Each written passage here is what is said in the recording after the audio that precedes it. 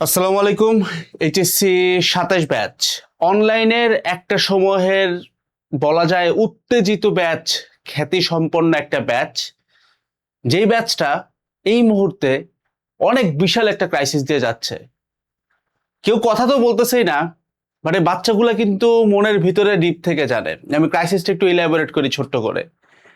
HSC ২৭ batch তার কলেজে ভর্তির আগে থেকেই তারা মানে তাদেরকে আমরা অনলাইন একটা আখ্যা দিলাম যে ওরা হচ্ছে উত্তেজিত ২৭ ব্যাচ। আমরা মজা করেই হয়তো দিছি, আমরাই দিছি, তারা নিজেরাও বলছে, বাচ্চারাও নিজেদেরকে বলছে। উত্তেজিত বলার উদ্দেশ্য ছিল এটা যে ওরা একই টাইমে মানে একদম শুরুতে এসে বলতেছিল যে ভাই আমি বুয়েটে চান্স পাওয়ার জন্য কি করতে পারি, এখন থেকে কি করা যায়, এরকম একটা উত্তেজনা আমাদের প্রত্যেকের মধ্যে ছিল। তো এটা কিন্তু মোটামুটি সব ব্যাচেরই থাকে এই উত্তেজনাটা। এই যে উত্তেজনাটা যে ভাই অ্যাডমিশন রিলেটেড যে আমার একটা উত্তেজনা বা ফ্যাসিনেশন আছে, এইটা কিন্তু সব ব্যাচেরই থাকে। তা আমি এটাকে কখনো নেগেটিভলি দেখি না, কারণ আমি যখন ২৭ ব্যাচের জায়গায় যাই আমি হয়তো এভাবে চিন্তা করতাম। সমস্যাটা হয়েছে অনলাইনে যে জিনিসটা শুরু হয়েছিল একটা ফানি কন্টেন্ট হিসেবে, অর্থাৎ আমরা মজা করে বলতাম কথাগুলো, সেটাকে একটা পর্যায়ে বাচ্চাগুলো সিরিয়াসলি নেওয়া শুরু করছে। এটার জন্য আমরাই দায়ী। অর্থাৎ তারা একটা পর্যায়ে আমরা যে তাদেরকে বলতেছি যে তোমরা উত্তেজিত ২৭ ব্যাচ, এই উত্তেজিত শব্দটা তারা ফানি একটা ব্যাপার থেকে সিরিয়াসলি নেওয়া শুরু করছে। এবং কলেজে ওঠার আগেই তারা দেখা গেছে তখনই একদম অ্যাডমিশন সবকিছু করে ফেলে, এবং সে তার পুরো কলেজ লাইফের রাস্তা, অ্যাডমিশনের রাস্তা পুরোটা তখন তার ম্যাপ করা। দেখো প্রত্যেকের সাথে মিলবে। তুমি তখনই বুঝে গেছো যে বুয়েটে একদিন চান্স পেয়ে গেছি, এরকম করে দিয়ে সামনের বুয়েটের গেটটা দিয়ে ঢুকতেছি, এরকম একটা জার্নি তুমি তখনই কিন্তু ড্রিম করে ফেলছো। সমস্যাটা যেটা হয়েছে, যেহেতু তখনই তুমি সবকিছু ভেবে ফেলছো, এখন কলেজ লাইফটা কোথায় আছে তুমি যদি এক্স্যাক্টলি দেখো, একদম ক্লিয়ার ভিশনে আসো। তুমি যদি আজকে ২৫ ব্যাচকে নিয়ে কথা বলো, আমি একদম তোমাকে ক্লিয়ারিটি বলে দিই এটা। তুমি ২৫ ব্যাচকে জিজ্ঞাসা করো যে ভাই তুমি এখন তোমার গোল কি। হয় ওদের অনেকে ভার্সিটিতে চান্স পেয়ে গেছে, যারা পায় নাই তাদের মেইন টার্গেট এখন কি বস, তাদের মেইন টার্গেট এখন জিএসটি, ঠিক আছে? ২৫ ব্যাচের ভাইয়েরা। তুমি যদি ২৬ ব্যাচের ভাইদের কথা জিজ্ঞাসা করো, ওদের মেজরিটি না সবারই টেস্ট এক্সাম শেষ, সামনে হচ্ছে এইচএসসি। যাদের প্রিপারেশন অনেক ভালো তারা হয় প্রি অ্যাডমিশন করে ফেলতেছে, আর যাদের প্রিপারেশন হালকা খারাপ তারা এখনো এইচএসসির জন্য প্রিপারেশন নিতেছে। বাট স্টিল তুমি খেয়াল করে দেখো, ওরাও কিন্তু তাদের গোলটা ফিক্সড আকারে জানে। এইচএসসি ২৫ ব্যাচেরও গোল ফিক্সড আছে, এইচএসসি ২৬ ব্যাচেরও গোল কিন্তু ফিক্সড আছে। মানে তারা জানে যে আমার সিলেবাস অনেক কম, মানে একদম খারাপ থাকলে আমি রিভিশন দিব বা এইচএসসির সিলেবাস শেষ করব। আমার যদি মাঝারি থাকে আমি রিভিশন দিতে পারি, আর আমার যদি একদম শেষ হয়ে থাকে তাহলে আমি ১-২ মাস প্রি অ্যাডমিশন করতে পারি। ২৬ ব্যাচও জানে, তার গোল জানে। তুমি আজকে একটা ২৭ ব্যাচের বাচ্চাকে জিজ্ঞাসা করো তো যে, বা তুমি নিজে তো ২৭ ব্যাচ, নিজেকে জিজ্ঞাসা করো তো তোমার এখন গোলটা কি। ২৭ ব্যাচের কারেন্ট সিচুয়েশন কি আমি তোমাকে বলি। রিসেন্টলি আমাদের কনফারেন্স কল ছিল, আমাদের একাডেমিক অ্যাডমিশনের ভিতরে কনফারেন্স কল থাকে উইকলি, এটা তোমরা সবাই জানো। প্রতি সপ্তাহে একদম অ্যাডমিশনের লাস্ট ডে পর্যন্ত আমার সাথে সরাসরি কথা বলার সুযোগ থাকে, সপ্তাহে একবার করে। তো কনফারেন্স কলে আমি যতটুকু স্ট্যাট বুঝলাম, এটা মোটামুটি ৯৯% কলেজেরই স্ট্যাট হবে, তোমার সাথেও মিলবে। সেটা হচ্ছে এরকম যে ২৭ ব্যাচের এখন হাফ ইয়ারলি শেষ হয়েছে, হাফ ইয়ারলি শেষ। তো মোটামুটি মেজরিটি পোলাপানেরই পরীক্ষা খারাপ হয়েছে, স্বাভাবিক। হাফ ইয়ারলি শেষ হয়েছে, তার কলেজে প্রবাবলি মে থেকে জুলাইয়ের মধ্যে এরকম একটা টাইম স্প্যানের ভিতরে তার কলেজে ইয়ার ফাইনাল এক্সাম হবে। ইয়ার ফাইনাল এক্সাম এটা হচ্ছে ২৬ সালে আছি আমরা, ২৬ সালের মে থেকে জুলাইয়ের ভিতরে ২৭ ব্যাচের কলেজগুলোতে ইয়ার ফাইনাল এক্সাম হবে। তো অ্যাপারেন্টলি এটা হচ্ছে তার প্ল্যান, এটা তার প্ল্যান মনে হইতে পারে। বাট সমস্যাটা আমি তোমাকে একটু বলি। তুমি দেখো এখন রানিং মান্থ কত, আমরা জাস্ট একটা টাইমলাইন নিয়ে তোমাকে দেখাই, একটা টাইমলাইন নিয়ে তোমাকে আমি দেখাই। ভাই আমরা একাডেমিক অ্যাডমিশন নিয়ে কাজ করি। সো একটি স্টুডেন্টের একদম জিরো থেকে অ্যাডমিশন পর্যন্ত জার্নিটা আমরা ডে ওয়ানে ফ্রেম করে ফেলি। তুমি দেখো আমাদের একাডেমিক অ্যাডমিশনের ভিতরে যারা ছিল, তোমরা জানো যে এখানে পুরা টোটাল প্ল্যাটফর্মের অ্যাক্সেস পাওয়া যায়। অর্থাৎ আমাদের পুরাতন ব্যাচগুলো, আচ্ছা তোমাদের একটা ব্যাচ দেখাই, দাঁড়াও, এটা দেখলে একটু সহজ হবে। তোমাদের টাইমলাইনটা দেখানোটা খুব বেশি জরুরি আর কি, যে তোমরা টাইমলাইন না দেখলে বুঝবা না যে বিপদটা কোথায় আছে, বিপদটা যে কোথায় হইতেছে।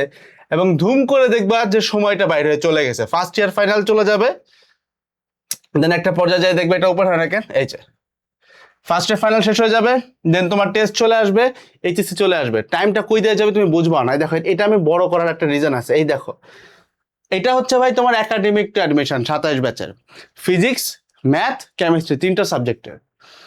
এই মুহূর্তে যারা যুক্ত হইতেছে তারা প্রথমত কি কি পাচ্ছে? এই যে অ্যাডমিশন ব্যাচগুলো আছে, এটা 24 ব্যাচের আর্কাইভ, 25 ব্যাচের আর্কাইভ, 26 ব্যাচের ভাইদের তো এখন প্রি অ্যাডমিশনের এই ক্লাসগুলো আছে, ওইটা করতে পারতেছে। 26 ব্যাচের যখন আবার অ্যাডমিশন হবে সেটার অ্যাক্সেস পাবে। আবার যেহেতু 27 ব্যাচের কোর্স, তো 27 ব্যাচের অ্যাডমিশনগুলোরও কিন্তু ফুল অ্যাক্সেস পাবে। তার সাথে ফাউন্ডেশন ক্লাস, আবার এই যে রিভিশন ব্যাচ 25-এরটার আর্কাইভ, 26-এর রিভিশন ব্যাচ এখন রানিং আছে সেটার ফুল অ্যাক্সেস, এবং 27-এর সময় রিভিশন ব্যাচ আসবে সেটারও ফুল অ্যাক্সেস, সাথে ফাউন্ডেশন ক্লাস।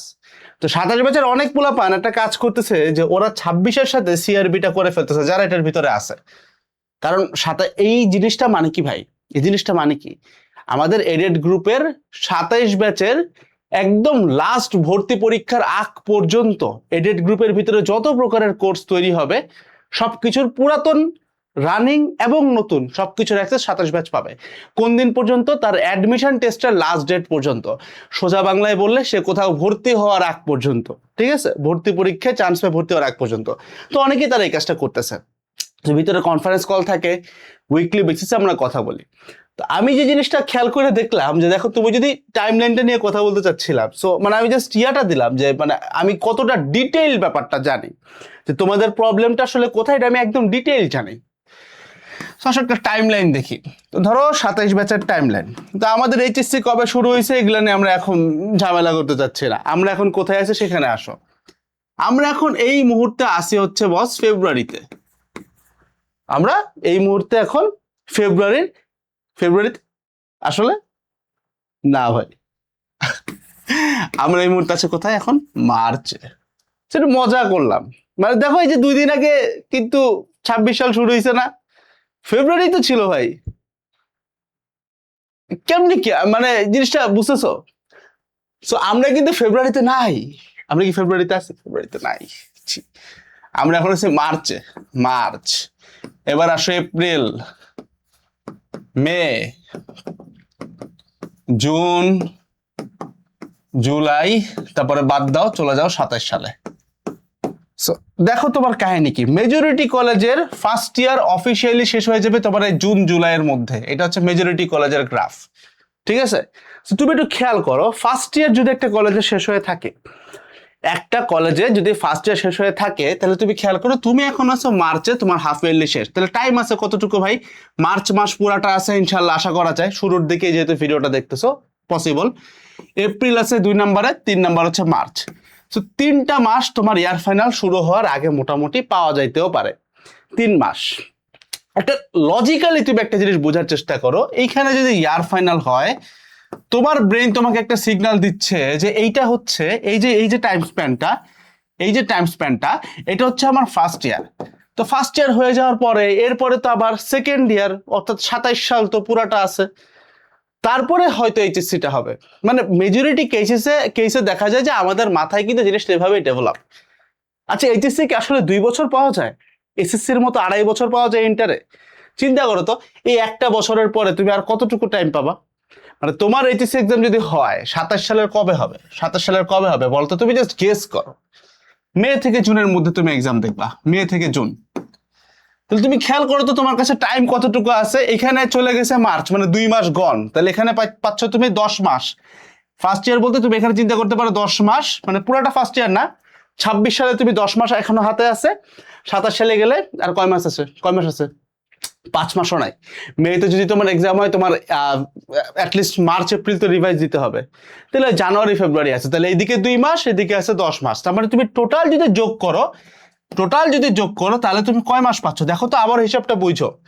মার্চের থেকে 2026 সালের মার্চ থেকে নিয়ে তুমি 2027-এর মার্চ পর্যন্ত পড়তে পারবা। এরপরে কিন্তু পুরো জিনিসটা তোমাকে নিজে পড়তে হবে, অ্যাটলিস্ট একটা মাস তো পড়বা।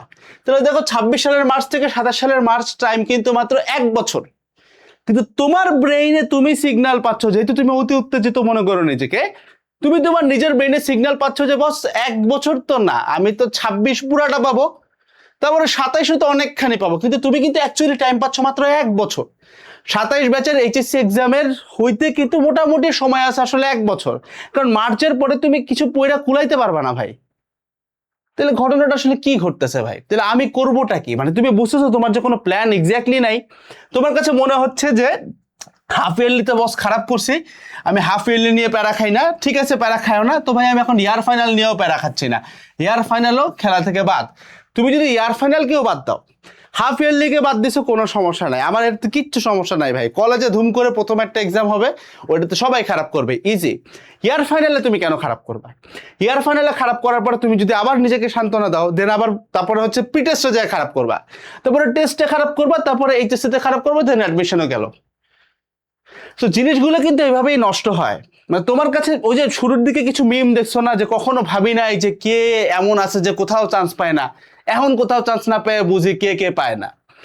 তুমি কিন্তু ওই ক্যাটাগরিতে চলে যাবা ভাই, অটোমেটেড চলে যাবে। এটা হইতে কোনো মানে রকেট সায়েন্স লাগবে, ব্যাপারটা এরকম না ভাই। ধুম করে তুমি দেখবা যে ভাই ধুম করে 1 বছর 2 বছর শেষ, চলে গেল টাইম। তোমার এখন দরকার একটা এক্স্যাক্ট রিজিড প্ল্যানিং। আমি তোমাকে একটা সহজ প্ল্যানিং আজকে এই ভিডিওটাতে তোমাকে আমি ব্যাখ্যা করে দেবো। আমরা এই পেজটাতেই করতে পারবো। আমরা এই পেজ না, একটা পেজ নেই, তো আমরা একটা প্ল্যানিং নিয়ে কথা বলতেছিলাম। তো দেখো আমাদের সামনে এখন ইয়ার ফাইনাল আছে, ইয়ার ফাইনাল। তো তুমি যেটা করতে পারো, তুমি যেটা বেস্ট ভার্সনে করতে পারো তোমার, সেটা হচ্ছে ইয়ার ফাইনালের সিলেবাসটা ধরো। ইয়ার ফাইনালের সিলেবাস সাথে অনেক ক্ষেত্রে দেখা যায় যে হাফ ইয়ারলির চ্যাপ্টারগুলো ইয়ার ফাইনালে অনেক কলেজে বাদ দিয়ে দেয়। যদি বাদ দিয়ে দেয় তাহলে তো তোমাকে ইয়ার ফাইনালের সাথে যোগ করে করতে হবে, কারণ তোমার টার্গেট ইয়ার ফাইনালের মধ্যে ভাই আবার যতটুকু হয়েছে তা যেন 100% কমপ্লিট হয়ে যায়। ইয়ার ফাইনালের মধ্যে আমার যতটুকু কলেজ করাচ্ছে, সিলেবাস দিচ্ছে, তার জন্য আমার 100% কভার হয়ে যায়। সো তুমি কি করবা, ওই হাফ ইয়ারলি যদি এর মধ্যে না থাকে তাও তুমি অ্যাড করে চিন্তা করবা, যদি হাফ ইয়ারলি থাকে তাহলে তো থাকলোই। এবার আমরা প্রথমত এই সিলেবাসটা নিয়ে বসলাম যে আমার কতটুকু সিলেবাস এই মুহূর্তে বাকি আছে, আমি কতটুকু করতে চাই। যেগুলো ব্যাকলগ পড়ে গেছে, যেগুলো ব্যাকলগ পড়ে গেছে সেইটার ক্ষেত্রে সবার আগে একটু মাথায় রাখতে হবে যে একটা লুপ আছে ভাই, একটা দুষ্ট লুপ আছে। তোমার ব্যাকলগ পড়ে মানে তুমি এরকম, আমি লাস্ট কনফারেন্স কলে একটা মেয়ে আমাদেরকে বলতেছে যে ভাই আমি ডিফারেন্সিয়েশন পড়ছি কিন্তু আমি পড়ি নাই, মানে আমার মাথায় কিছু নাই 27-এ। তা আমি জিজ্ঞাসা করলাম ভাই তুমি তো পড়ছো, তা আপনি যদি পড়ে থাকেন তাহলে মাথায় নেই, এটা কেমন কথা? সে এবার ইলাবোরেট করতেছে যে ভাই আমি ডিফারেন্সিয়েশন সম্পূর্ণ ভুলে গেছি, কিন্তু ডিফারেন্সিয়েশনের উপরে আমার যেহেতু কোনো নোট করা ছিল না, 27 26-এর যেহেতু আমার কোনো নোট করা ছিল না, আমি আর ওইটা রিকভারিও করতে পারি না। কারণ আমি যখন আবার পড়তে যাব ওই জিনিস আমার মাথায় ঢুকাইতে আবার ওই ভাই 2 মাস চলে যাবে। আমার ওই টাইমটা নাই, 26-এর কিন্তু তো টাইম নেই। তো 27 মাস তুমি একটু চিন্তা করো, এটা কিন্তু একটা দুষ্ট লোপ। মনে করো তুমি ভেক্টর পড়ছিলা, এখন যে ধুম করে ভেক্টর ভুলে গেছো, এখন আবার যদি ভেক্টর পড়তে যাও, প্রথমবার পড়তে যে 2-3 মাস লাগছিল, তোমার আবারও সেই টাইমটা লেগে যাচ্ছে পুরো 100% ব্যাকআপ করতে। যেটা এত টাইম লাগতেছে ওদিক দিয়ে বাকি চ্যাপ্টার গুলো তোমার কোর্সে কিংবা কলেজে পড়ায় আগায় চলে যাচ্ছে, তোমার হাতে তো টাইম নাই, সো তুমি রিকভারিটা করতে পারতেছো না। যেহেতু রিকভারি করতে পারতেছো না, কলেজের টাইম গুলাও তুমি নষ্ট করতেছো, কোর্সের টাইমও নষ্ট করতেছো। ইন দি এন্ড তোমার কোনো চ্যাপ্টারই ঠিক মতো শেষ হচ্ছে না। সে দুষ্ট লুপটা তুমি সলিউশন করতে পারো কিভাবে? তুমি আজকে থেকে যা পড়বা সেটা যেন তোমার নোট হয়ে যায়। তুমি যা পড়বা সেটার জন্য তোমার একটা সংক্ষিপ্ত ম্যাটেরিয়াল তৈরি হয়। ভাই নোট মানে কি আমি লাল নীল কালি বলতেছি না ভাই, লাল নীল কালি বলতেছি না। নোট মানে হচ্ছে এইটা যে আমি যদি তোমাকে বলি যে ভাই কাল থেকে 7 দিন পরে তোমার এইচএসসি এক্সাম, এখন তোমার সিলেবাস এতটুকু পড়ে যাও, তুমি যেন তোমার এমন একটা জিনিস তৈরি করা থাকে যেটা দেখলে তুমি বুঝো যে আমি 7 দিনে এক্স্যাক্টলি কি পড়বো। এইটাই তোমার সংক্ষিপ্ত রিভিশন ম্যাটেরিয়াল। সহজ ভাষায় বললে আমাদের যে ফাউন্ডেশন ক্লাসগুলো আছে সেটা যদি আমাদের একটা প্রত্যেকটার ভিতরে ফাউন্ডেশন ক্লাস আছে, ফাউন্ডেশন ক্লাসগুলো যদি একটা ছেলে A to Z লেকচার শিটে উঠায় ফেলে, সেটাই তার নোট হয়ে যায়। তোমার টার্গেট ইয়ার ফাইনালের সিলেবাসটা ধরে নিয়ে প্রত্যেকটা ইচ অ্যান্ড এভরি চ্যাপ্টারের উপরে যেন তোমার নিজস্ব করা একটা কম্প্যাক্ট রিভিশন ম্যাটেরিয়াল কিংবা একটা কম্প্যাক্ট নোট তৈরি হয়ে যায়। That's all about the whole video. দেখা হচ্ছে নেক্সট ভিডিওগুলোতে। সবাই ভালো থাকবা। একাডেমিক অ্যাডমিশনের বিস্তারিত ডেসক্রিপশন বক্সে এবং কমেন্ট সেকশনে দেওয়া আছে, কুপন সহ পাবা ইনশাআল্লাহ। আসসালামু আলাইকুম সবাইকে, টাটা।